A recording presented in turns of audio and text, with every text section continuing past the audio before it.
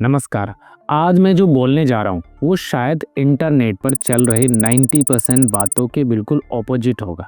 और मैं ये इसलिए बोल रहा हूँ क्योंकि पिछले 15 सालों से मैंने कम से कम 50,000 से भी ज़्यादा पेशेंट ठीक किए हैं और उनमें से मैक्सिमम पेशेंट किसी डिजीज से नहीं, एक चीज़ से सफ़र कर रहे होते हैं और वो है फियर और गिल्ट जो इंटरनेट मिथ्स ने क्रिएट किया है। आज का टॉपिक है सीमन रिटेंशन, मास्टरबेशन और फर्टिलिटी साइंस वर्सेस आयुर्वेदा। और मैं ये बात आपको एग्जैजरेशन के साथ बोलूँगा, सिर्फ फैक्ट, सिर्फ कॉन्सेप्ट, सिर्फ ट्रुथ। सबसे पहले एक सिंपल बात समझ लो, मास्टरबेशन या सीमेन डिस्चार्ज खुद में डिजीज़ नहीं है। डिजीज़ तब बनती है जब नॉलेज गलत हो जाती है। आज इंटरनेट पर कोई बोल रहा है मास्टरबेशन से स्पर्म खत्म हो जाता है, कोई बोल रहा है सीमेन रिटेंशन से टेस्टोस्टेरोन आसमान छूने लगता है, और कोई बोल रहा है कि नाइटफॉल मतलब परमानेंट वीकनेस। और ये सब सुनकर एक नॉर्मल हेल्दी आदमी भी कंफ्यूज हो जाता है, खुद एक पेशेंट बन जाता है। उसे लगता है कि बस ये सारी बीमारियां मुझे हो गई हैं। चलिए आज पहला मिथ तोड़ते हैं। तो पहला मिथ है मास्टरबेशन से स्पर्म काउंट खत्म हो जाता है, लेकिन ऐसा नहीं है। हम अगर मेडिकल साइंस की फिजियोलॉजी के अकॉर्डिंग बात करें तो टेस्टिकल्स में कॉन्टिन्यूसली स्पर्म्स बनते रहते हैं और एक हेल्दी मेल बॉडी में लगभग 1500 स्पर्म पर सेकेंड प्रोड्यूस होते हैं। WHO और पबमेड की मल्टीपल स्टडीज क्लियरली दिखाती हैं कि control masturbation permanent infertility cause नहीं करता है।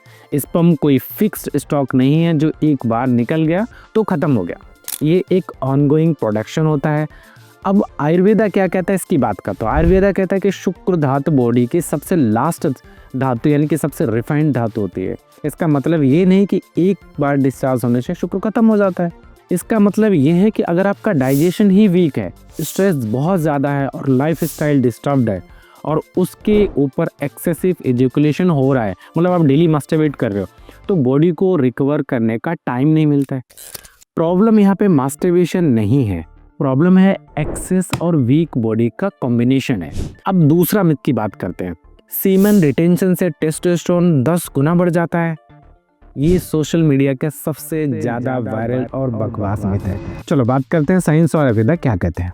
साइंस के अकॉर्डिंग अगर आप 7 दिन तक मास्टरबेशन नहीं करते हो तो टेस्टोस्टेरोन थोड़ा सा टेम्परेरी स्पाइक होता है, लेकिन 8वें और 9वें दिन से फिर वही वापस नॉर्मल आ जाता है। कोई परमानेंट बूस्ट नहीं होता है, कोई सुपर पावर डेवलप नहीं करता है अगर आप बहुत दिनों तक मास्टरबेशन ना करो तो। और आयुर्वेदा का कॉन्सेप्ट और भी क्लियर है। आयुर्वेदा कभी भी फोर्सफुल सपरेशन नहीं सिखाता, चाहे फिर वो कोई भी नेचुरल अर्जस हो। हाँ, यहाँ ब्रह्मचर्य का मतलब एजुकेशन बंद कर देना नहीं होता है अगर आप एक ग्रस्त जीवन जी रहे हैं। ब्रह्मचर्य का मतलब होता है कि सेक्सुअल एनर्जी का कॉन्शियस कंट्रोल। जब कोई आदमी, कोई इंसान जबरदस्ती रिटेंशन करता है बिना मेंटल डिसिप्लिन के, तो वात डिस्टर्ब होता है अकॉर्डिंग टू आयुर्वेदा। या फिर एंजाइटी बढ़ती है, इरिटेबिलिटी बढ़ती है, उसकी वजह से नाइटफॉल और गिल्ट या साइकिल स्टार्ट हो जाता है, या फिर गिल्ट का साइकिल स्टार्ट हो जाता है। तो इसका मतलब आप समझ गए कि ये चीज सही है या गलत है। तीसरी मिथ की बात करते हैं। नाइटफॉल मतलब वीकनेस और इनफर्टिलिटी। अगर आप यंग एज ग्रुप के हो तो कभी कभी नाइटफॉल होता है, तो ये सब डिजीज नहीं है। साइंस के अकॉर्डिंग नाइटफॉल एक फिजियोलॉजिकल प्रेशर रिलीज है, बॉडी का सेफ्टी वॉल्व है।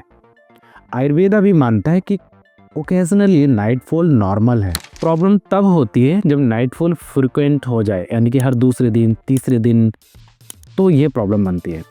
और फ्रिक्वेंट नाइटफॉल का मतलब होता है वात और पित्त imbalance, over thinking, excessive sexual stimulation और पुअर स्लीप। तो अब इसका मतलब ये है कि नाइटफॉल इनफर्टिलिटी सर्टिफिकेट नहीं देता है, ये नर्वस सिस्टम डिस्टर्ब का सिग्नल है। तो आपको इसके बारे में परेशान होने की जरूरत नहीं है। अब चौथा में समझते हैं जो सबसे ज्यादा डेंजरस है। मास्टरबेशन से इरेक्टाइल डिसफंक्शन होता है परमानेंटली? नो। सच तो ये है कि ईडी का सबसे बड़ा कॉज मास्टरबेशन नहीं होता है। ईडी का मेजर कॉज है performance anxiety, porn addictions, stress, diabetes, alcohol या हार्मोनल इम्बैलेंस, या फिर सेडेंटरी लाइफस्टाइल। और आयुर्वेदा भी ये मानता है कि जब मास्टरबेशन गिल्ट के साथ होता है, जब आदमी खुद को मेंटली पनिश करता है, जब माइंड ओवर स्टिमुलेट हो जाता है, तब ईडी फिजिकल नहीं साइकोसेक्सुअल हो जाता है। इसलिए मैं हमेशा कहता हूँ ईडी का इलाज सिर्फ मेडिसिन से नहीं होगा, इसके लिए माइंड को भी ट्रीट करना पड़ता है। अब 5वां मिथ समझते हैं, ज़्यादा स्पर्म क्वांटिटी मतलब ज़्यादा फर्टिलिटी। बहुत लोग मेरे पास आते हैं और बोलते हैं डॉक्टर क्वालिटी कम है इसलिए प्रेगनेंसी नहीं हो रही है, लेकिन ये गलत है। सिर्फ क्वालिटी इंपॉर्टेंट नहीं है। साइंस क्लियर बोलता है कि फर्टिलिटी सीमेन की क्वालिटी पर नहीं बल्कि स्पर्म काउंट, उसकी मोर्टेलिटी, उसकी मॉर्फोलॉजी और डीएनए इंटीग्रिटी पर डिपेंड करते हैं। एक्चुअली नॉर्मल जो सीमन वॉल्यूम है वो 1.5 से लेके 5 ml तक होना नॉर्मल माना जाता है। उससे ज़्यादा होने का कोई एक्स्ट्रा बेनिफिट नहीं मिलता है।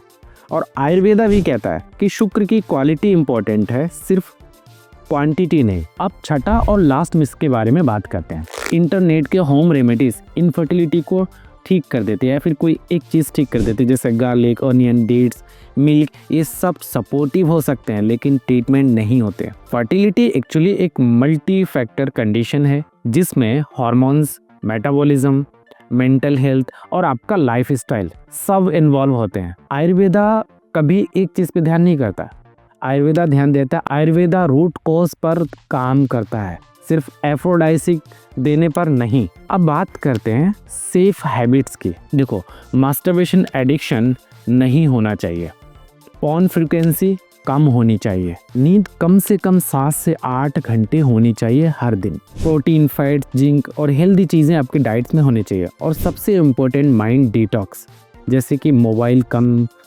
ब्रेथ ज़्यादा। समदोष आयुर्वेदा में हम हर पेशेंट के साथ में one size fit all approach नहीं रखते हैं। हम डाइजेशन देखते हैं, स्ट्रेस लेवल देखते हैं, हार्मोनल सिम्टम्स देखते हैं और मेंटल पैटर्न समझते हैं। फिर आपका diet correction, lifestyle protocols, आयुर्वेदिक रसायनम और नर्वस सिस्टम हीलिंग के थ्रू काम करते हैं। और इसीलिए समदोष आयुर्वेदा में सिर्फ सीमेन रिपोर्ट नहीं देखी जाती या फिर सीमेन रिपोर्ट नहीं सुधरती, हम रिपोर्ट का इलाज ही नहीं करते, हम आदमी का कॉन्फिडेंस भी वापस लाते। और मैं एक्सपीरियंस से बोल रहा हूँ क्योंकि मैंने और मेरी टीम ने 45,000 से ज़्यादा मेन सक्सेसफुली ट्रीट किए। अगर आप कन्फ्यूज़न में हो, फियर में हो, मिथ से परेशान हो, या ईडी या पीएमई या इनफर्टिलिटी फेस कर रहे हो, तो गूगल पर आंसर मत ढूंढो, आप हमेशा कंफ्यूज हो जाओगे। सेल्फ डायग्नोसिस मत करो, प्रॉपर गाइडेंस लो। अगर आप भी चाहते हैं कि डॉक्टर रंजीत सिंह से मेरा ट्रीटमेंट हो, कमेंट में कंसल्टेशन टाइप करें, हमारी टीम आपसे बात कर लेगी। ये वीडियो ज़्यादा से ज़्यादा लोगों को शेयर आप कर सकते हैं, इसलिए क्योंकि हो सकता है कि आपके एक छोटे से स्टेप की वजह से किसी की लाइफ बच जाए। नमस्कार।